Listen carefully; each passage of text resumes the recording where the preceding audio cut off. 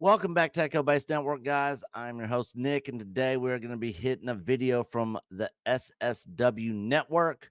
You can find a link to this video in its entirety in the description below. But this is a phone interview with none other than Pablo Hidalgo from Lucasfilm. And he says some interesting things here. This is right a little past the 15-minute mark. We're only going to listen to a snippet of this. Like I said, if you want to listen to the whole interview in its entirety, go over there, check out their channel, check out the video over there. But let's go ahead and take a listen. That is a show like Obi-Wan Mhm. where we know a lot about all of the players, and but we know less about those events that had to have happened in the interim. So what's the difference there, and did any interesting big questions I will say that looks like her background looks like it's in like the Star Wars cantina from A New Hope, which looks pretty cool. or challenges come up when you're dealing with that knowledge set versus something like Andor that has more original pieces? Yeah, Obi-Wan was very much more, what's the phrase? Like, dancing between the raindrops of it all, right? It's like there was there was there was smaller gaps of free space in there to tell us things we didn't know. And even if we were going to tell us things that we didn't know and that fit, that ultimately, physically.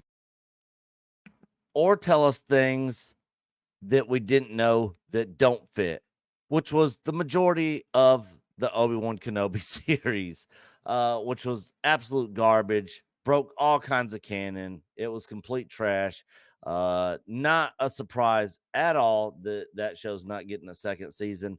And man, that show could have been great. It could have been great.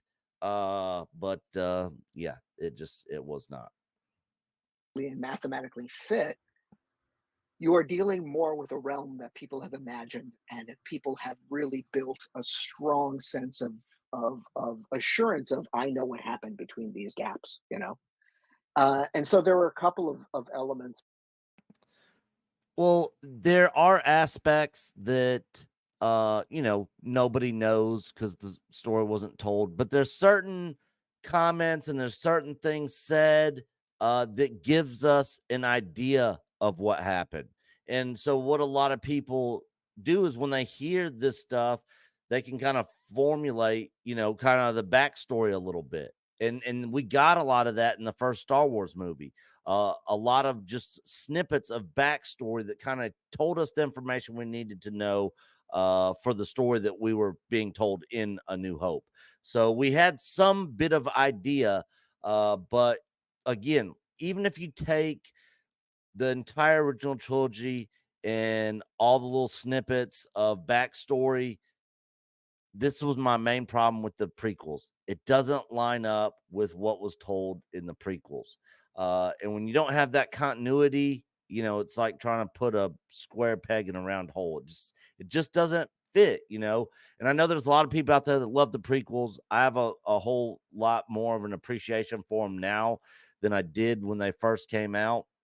But there's a lot of story elements that just didn't quite add up. And the Kenobi show was exactly on that line of not making sense from kind of what we were told and the way characters acted in that movie. So let's continue. That kind of, well, that ultimately gave us the confidence to move forward.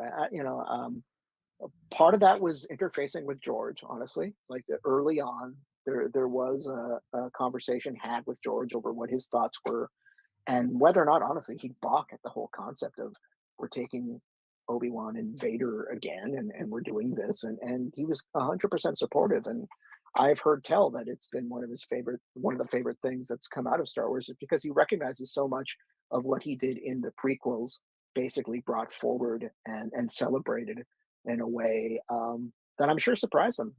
I'm so glad that everyone who was involved in the prequels is really feeling. Okay, so George, if he's telling the truth here, they talked with George. He liked what they were doing. they liked he liked the whole thing with Vader and Anakin meeting and fighting again, all that sort of stuff. Uh, the story that they were telling, either he's lying or George was just like didn't even care and was like, "Oh yeah, yeah, it's fine, yeah, great." Or maybe he did actually like it. Uh, I don't know how George could watch that Obi-Wan show and be like, "Oh yeah, this lines up perfect with the story I was telling." I absolutely love it. It's my favorite thing. Because that show just got trashed on by so many people. Of course, there's people out there that really enjoyed it, and kudos to you if you are one of those people. But it didn't do good enough to get a second season. That's for sure. Feeling the appreciation that was put into that series, because that's 100% there. But we recognize there were big swings in that series. It's like we wanted an investment in Leia, which Why? will take people aback. It's like I didn't consider, I hadn't known whether or not Leia and Obi-Wan had interacted in that capacity. That was the part of the biggest problem was Leia being the sole focus on that. Leia and Reva. Obi-Wan was like a side character in his own show. It was literally titled Obi-Wan, and Leia and Reva were like the primary focus.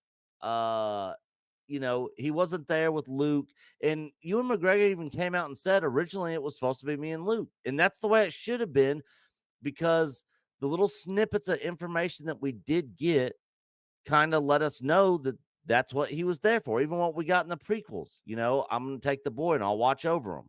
And then uh Bail Organa and them, they're like, we'll take Leia and watch over her. They had their jobs.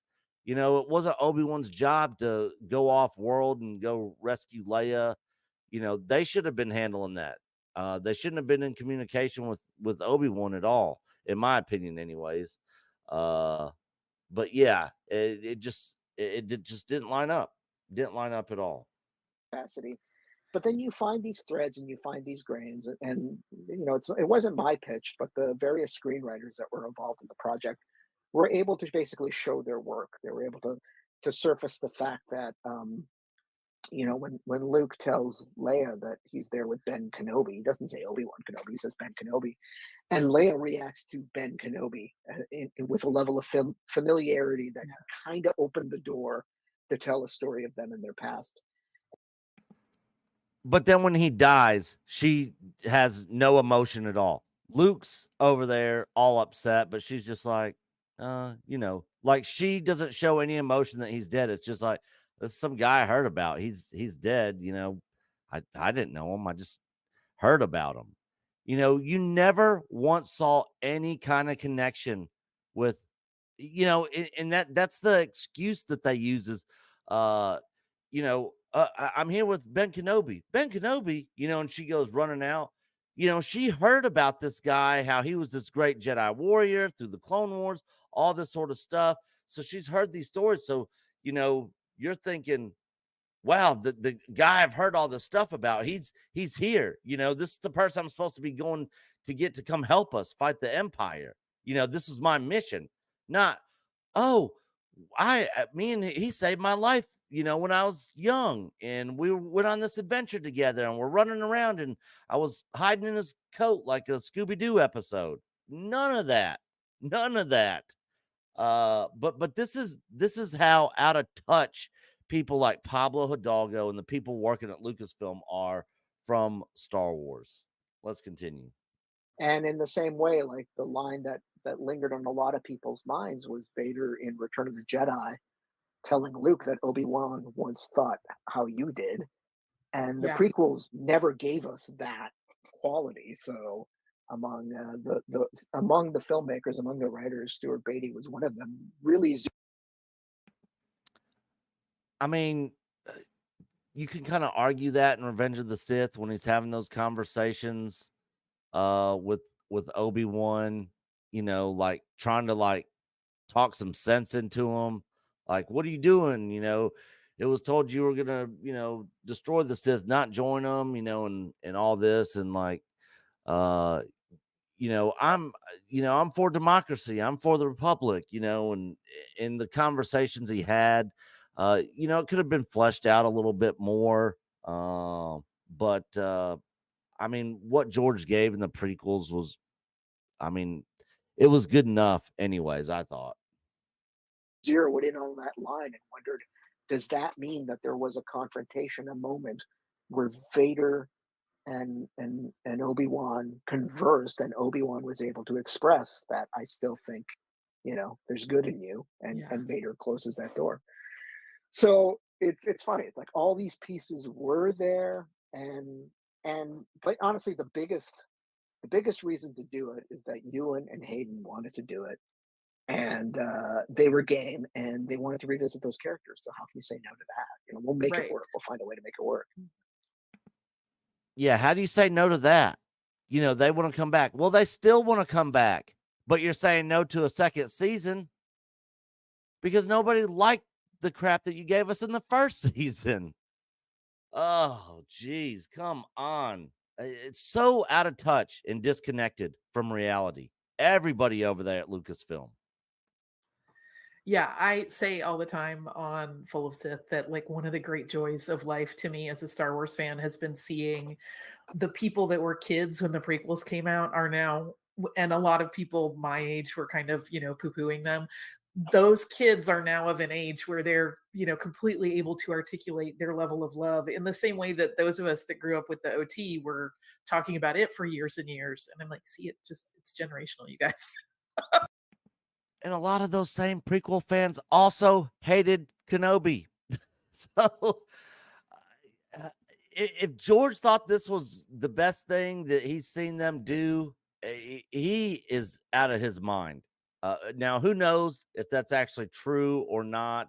I mean, Pablo Hidalgo said, he heard that this was the best thing that George had seen, or the one that he liked the most. Uh, I just don't see how George could be okay with that Kenobi series at all. Not even in the slightest. So I Yeah, really like that Ewan and Hayden were able to come back and like have their moment where they really do appreciate that all of those kids' lives and imaginations were sparked by them. Yep. And then you ruined it for those fans also with that show, because so many of those fans were so disappointed. The original trilogy characters were ruined for us with the sequels. Prequel fans had their characters ruined for them in the Kenobi series, and the Ahsoka series, because a lot of the prequel fans who grew up also watching the Clone Wars didn't like that show either.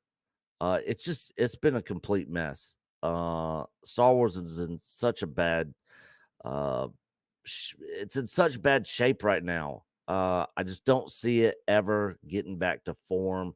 But anyways, guys, like I said, if you want to go listen to this in its entirety, I just wanted to kind of hit that quick snippet in this interview. But go over there and check out the video in its entirety. Let me know your thoughts in the comment section below. As we always say here, we are You Are Echo Base Network. Until the next one, we'll see y'all later.